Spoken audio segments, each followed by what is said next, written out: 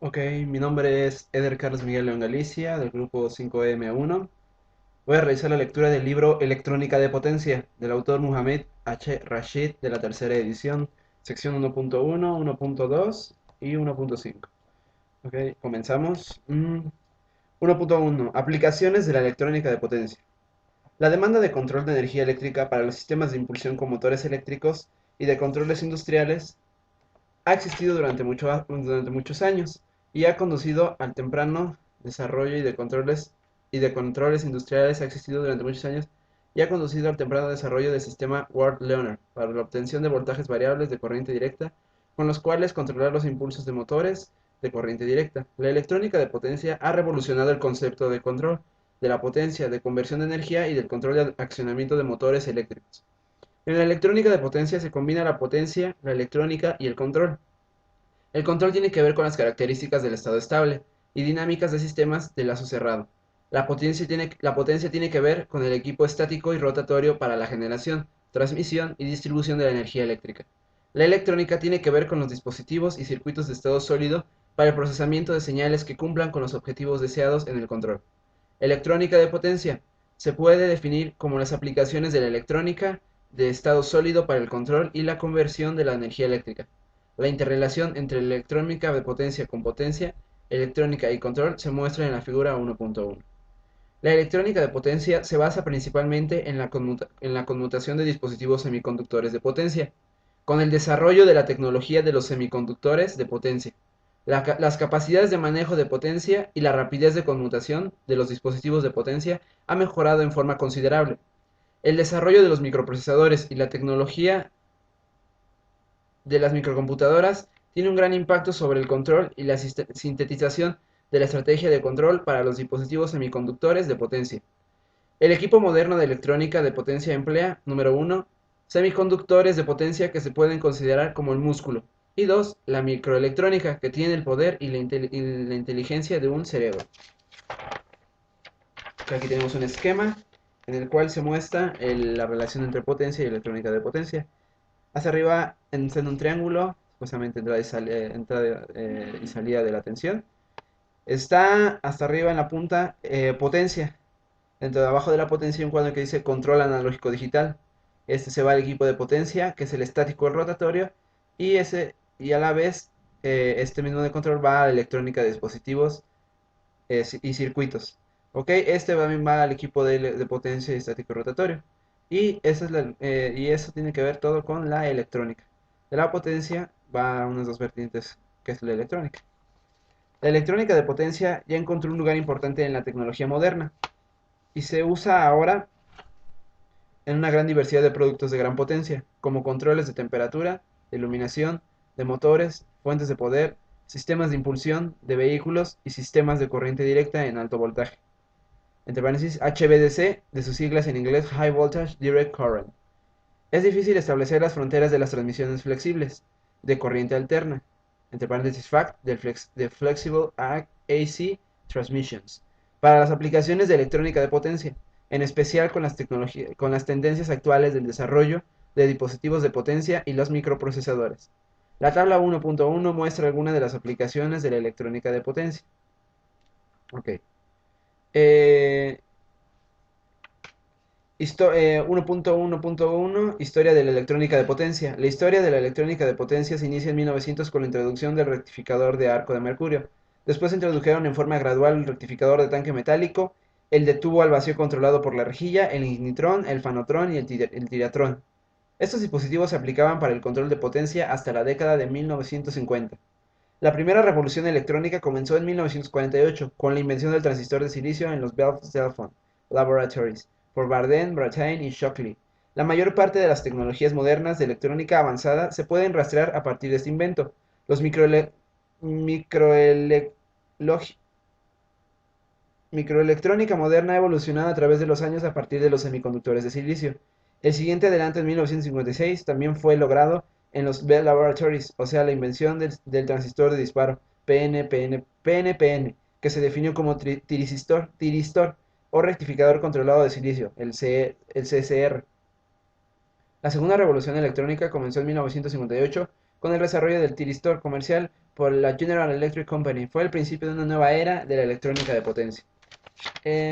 Aquí tenemos una tabla en la cual se menciona algunas aplicaciones de la electrónica de potencia, como aberturas de cocheras, alarmas, alumbrado de alta frecuencia, aspiradoras, artículos fotográficos, calderas, computadoras, controles de hornos, de motores de temperatura, electroimanes, elevadores, fonógrafos, fotocopias, fuentes de poder, ¿qué más? Hornos, ignición, imanes y muchísimos más. Mm,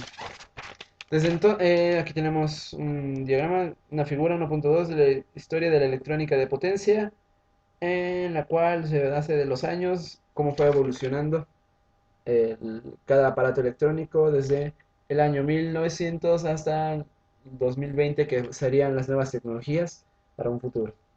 Desde entonces se han introducido muchas clases de distintos dispositivos semiconductores de potencia y de técnicas de conversión. La revolución microelectrónica nos permitió tener la capacidad de procesar una gran cantidad gigantesca de información con una rapidez increíble. La revolución en la electrónica de potencia nos está permitiendo conformar y controlar grandes cantidades de potencia, con una eficiencia siempre creciente debido al enlace entre la electrónica de potencia, el músculo con la microelectrónica, el cerebro. Está surgiendo hoy muchas aplicaciones potenciales de la electrónica de potencia y esta tendencia va a continuar. Dentro de los siguientes 30 años, la electrónica de potencia conformará y acondicionará la electricidad en algún lugar de la red de transmisión entre su generación y todos los usuarios. La revolución de la electrónica de potencia ha adquirido impulso desde las postimeras de la década de 1980 y a principios de 1990. En la figura 1.2 se muestra una historia cronológica de la electrónica de potencia, que fue la que les mostré. Sección 1.2, dispositivos semiconductores de potencia. Desde que se desarrolló el primer tiristor de CSR a finales de 1957, ha habido progresos impresionantes en los dispositivos semiconductores de potencia. Hasta 1970, los tiristores convencionales se habían usado exclusivamente para el control de potencia en aplicaciones industriales. A partir de 1970, se desarrollaron varios tipos de dispositivos semiconductores de potencia que entraron al comercio. La figura 1.3 muestra la clasificación de los semiconductores de potencia, que se fabrican ya sea con silicio o con carburo de silicio. Sin embargo, los dispositivos de carburo de silicio todavía están en desarrollo, y la mayor parte de los dispositivos se fabrican con silicio. Estos dispositivos se pueden dividir en forma general en tres clases. La primera son diodos de potencia, segunda transistores y tercera tiristores. También se pueden dividir en general en 5 tipos. Número 1, diodos de potencia. Número 2, tiristores. Número 3, transistores de unión bipolar, que son los BGT, los BGT en sus siglas de inglés Bipolar Junction Transistors. Número 4, transistores de efecto de campo de óxido de metal semiconductor, llamados MOSFET, de sus siglas en inglés Metal Oxide Semiconductor Field Effect Transistors. Y 5 transistores bipolares de compuerta aislada, son los IGBT, de sus siglas en inglés Insulated Gate Bipolar Transistors. Insulated Gate Bipolar Transistors. Y transistores de inducción estática, los SIT, de sus siglas en inglés Static Induction Transistors. Sección 1.2.1, diodos de potencia. Un diodo tiene dos terminales, un cátodo y un ánodo. Los diodos de potencia son de tres tipos: de propósito general, de alta velocidad o recuperación rápida, y de Schottky.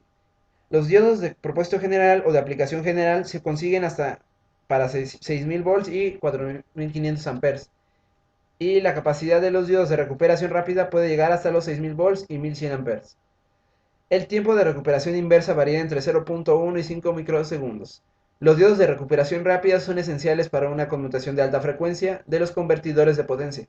Los diodos de Schottky tienen bajo voltaje de estado activo, o de conducción, y un tiempo de recuperación muy pequeño, de nanosegundos en forma característica. La corriente de fuga o corriente de pérdida aumenta al subir la capacidad de voltaje y sus capacidades se limitan a 100 volts, 300 amperes.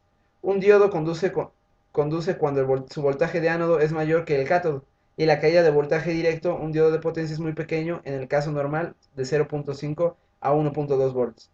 Si el voltaje del cátodo es mayor que el ánodo, se dice que el diodo está en un mando de bloqueo. En la figura 1.4 muestra diversas configuraciones de diodos de propósito general, que caen básicamente en dos tipos. Uno se llama de borne o montado en borne de una clavija, y el otro se llama tipo disco, prensado o punk. Este último es el disco de hockey. Es el tipo de montado en borne, el ánodo, el cátodo, puede ser la clavija. Ok, aquí tenemos lo que son eh, un, eh, ¿cómo se llama? Un mapa de cuadros o de cajas. Está el semiconductor de potencia, va el silicio. Los silicios pueden ser diodos, transistores y distores, diodos Schottky, diodos, en los diodos puede ser diodo de Schottky, epitaxial y de doble disfunción, que es el PIN. Transistores pueden ser diodo de unión bipolar, el NPN o el PNP, el MOSFET, ampliación de canal, que pueden ser los convencionales, el FET, el CoolMOS o la ampliación del canal P. Dentro de los transistores también están los IGBT, que son los NPT o los PT, que son también se viene en convencional, o IGBT de zanja. Estos PT son bajos en voltaje en voltaje de saturación y de alta velocidad. También los tiristores son para control de fase, tiristor rápido, que son asimétrica, simétrica inversa. Conducción puede ser GT de conducción. También están los GTO, simétrica, simétrica inversa de conducción, los IGST, asimétrica inversa y de conducción. MST y los MTO tienen poca importancia en el mercado. Carburo de silicio pueden ser diodos o transistores, diodo de Schottky, el GBS y el PIN. Y los transistores pueden ser los MOSFET. Ok. Tiristor, sección 1.2.2, tiristores. Un tiristor tiene tres terminales, un ánodo, un cátodo y una compuerta. Cuando se hace pasar una corriente pequeña por la terminal de la compuerta hacia el cátodo, el tiristor conduce siempre que la terminal del ánodo tenga mayor potencial que el cátodo. Los tiristores se pueden dividir en 11 tipos. Tiristor 1, tiristor conmutado forzado. 2, tiristor conmutado por línea. 3, tiristor de abertura de compuerta o el GTO en sus siglas en inglés, Gate Turn Off of Tiristor.